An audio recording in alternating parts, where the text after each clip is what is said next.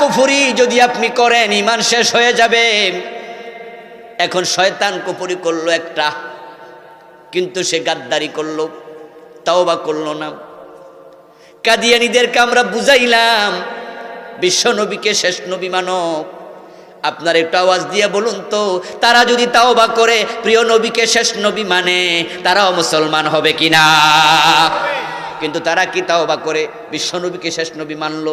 তো তারাও তো গোরামি করলো, তাই তাদের ঈমানটাও চলে গেল।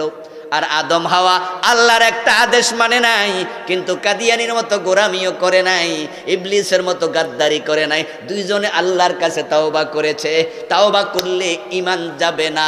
এখন বাংলাদেশে চোরের হাত কাটলেন না, ডাকাত শুলে দিলেন না, জেনা করলে পাথর মারলেন না, মদ পান করলে ৮০ বেত লাগাইলেন না। আল্লাহ বলেছে আলাহুল খালকু ওয়াল আমরু, সাবধান সৃষ্টি যার, আইন মানবা শুধু তার। আল্লাহর আইনে দেশ চালাইলেন না, আপনারাও গাদ্দারি করতেছেন। আমরা বুঝাইলো বুঝ মানেন না, আল্লাহর আইনে দেশ সমাজ চালান না, আদালত চালান না।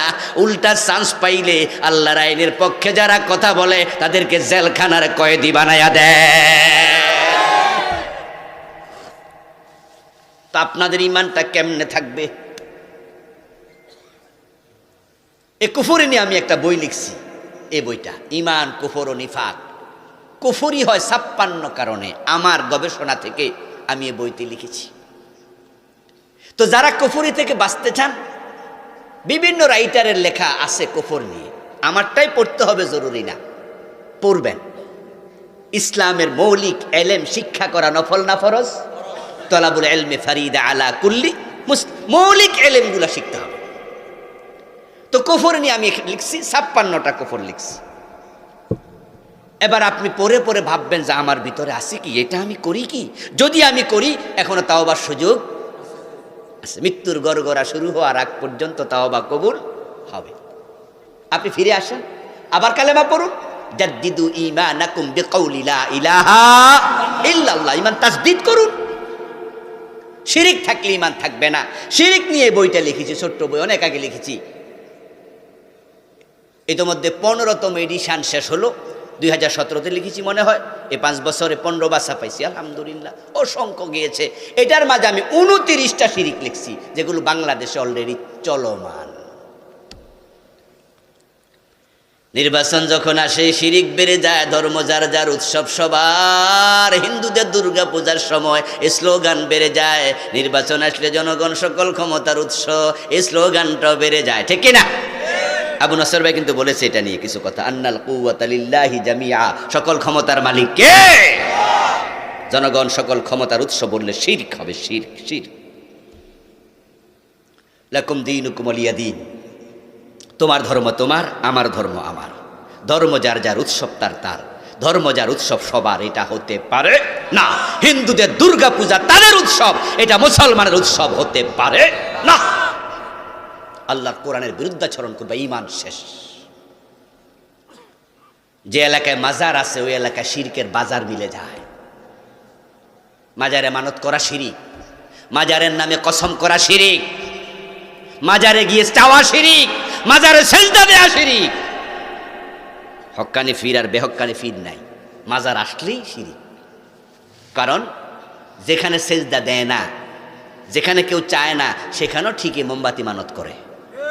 মাজার ফাইলে মহিলারা বিশেষ করে বলে যে মুরগির ঠ্যাং ভাঙ্গা গেছে, তো ফেসে পইরা মুরগির গেছে ঠ্যাং ভাঙ্গা। ওই মহিলা কয়ে দিছে, হ্যাঁ মুরগির ঠ্যাং যদি বালা হয়, ল্যাংটা পীরের মাজারে 10টা মোমবাতি। শাহজালাল রহমতুল্লাহ আলাই হক্কানি ফির না? কথা বলেন। শাহপরান কি হক্কানি ফির না? আমার সব সাক্ষী, শাহপরান রহমতুল্লাহ আলাইহির মাজারে সেজদা চলছে, আমি নিজে দেখেছি, সেজদা দিচ্ছি। আর শাহজালালের মাজারে গিয়ে দেখবেন যে মোমবাতির দোকান কারে কয়, ওরে বাবা লাইন দূরে আছে। এক মোমবাতি 3 বার বেছে, আরো বেশি বেছে, কারণ সবাই দেয়। এই খাদেমরা আবার বেচালা দোকানদারের কাছে, এত মোমবাতি জ্বালাইবো কমিয়া, কারেন্টে তো যায় না হিয়া না। তো আপনারা যারা দিলেন মোমবাতি, এরা সব স্তূপ কইরা রাত যখন 2:30 3টা বাজে লোক কইমা যায়, বস্তাত বইরা নিয়ে দোকানদারের কাছে বেচালায়। দোকানদার অর্ধেক দামে কিনা, হেরা আবার পুরা দামে বেচে। খাদেমও লাভ, দোকানদারও লাভ। মাঝকে ধরা খাইলো কেডা? Public, ব্যাককল public. ঠিক না বে ঠিক? আমাদের গোলাপ শাহ রহমতুল্লাহ আলাইহির মাজার আছে, রহমতুল্লাহ আলাইহির দোয়া করছি হসনুল জান্নাহ মিন হসনিল ইবাদা। উনার ব্যাপারে আমি জানি না উনি কেমন মানুষ ছিলেন, ধরে নিলাম ভালো মানুষ। উনার রওজা, উনার মাজারে চারপাশে এসএস দিয়া শক্ত কইরা গিরিল বানাই দিছে।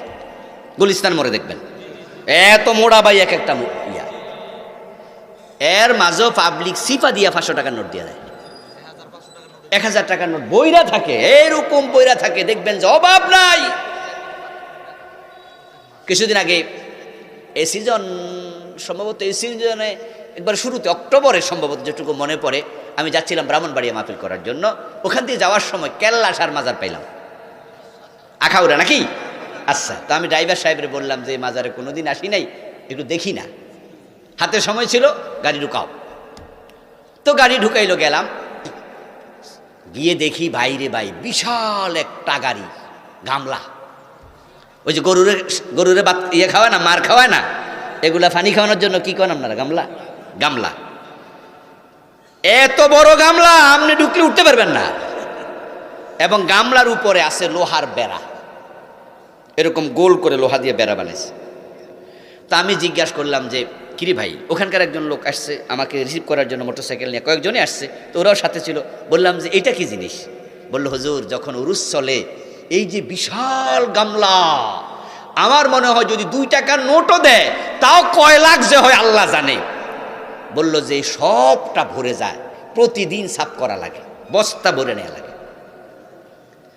আমার প্রিয় ভাই, আপনার কাছে প্রশ্ন, এই যে গোলাপ শাহর মাজারে টাকা দিলেন, কেল্লা শাহর মাজারে টাকা দিলেন, 1000 টাকা, লক্ষ টাকা দিলেন, গোলাপ শাহ কয় % পাইল? কেল্লা বাবা কয় টাকা পাইল? তা আপনি দিলেন কারে, খাইলো কেডা? এরপরও যারা দেয় তাদেরকে ব্যাককল বলা দরকার আছে না নাই? যারা শিরিক করে তাদের ঈমান থাকবে না। 29টা শিরিক লিখেছি, ছোট্ট বই, যাওয়ার সময় নিয়ে যাবেন, স্টেজে পাবেন ইনশাআল্লাহ। ঈমান নিয়ে মরবেন, নেকামল নিয়ে মরবেন, ঈমান কারে কয়, নেকামল কারে কয় সেটাও শিখবেন, জানবেন, জান্নাতি হয়ে যাবেন।